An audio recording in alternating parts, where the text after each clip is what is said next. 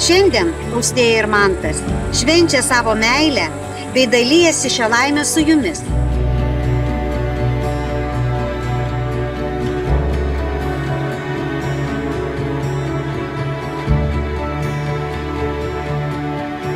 Kad nepasikeistume, kad taip pat liktumėm kaip vienas kumštis, liktumėm tokie pat geri draugai. Visų pirma, tai Mantas yra mano geriausias draugas.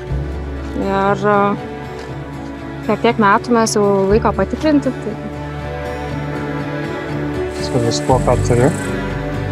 Ir viskuo, kas esu. Austėja degtukas. Užsidega visur ir visą laiką. Viską reikia organizuoti, viską reikia kontroliuoti.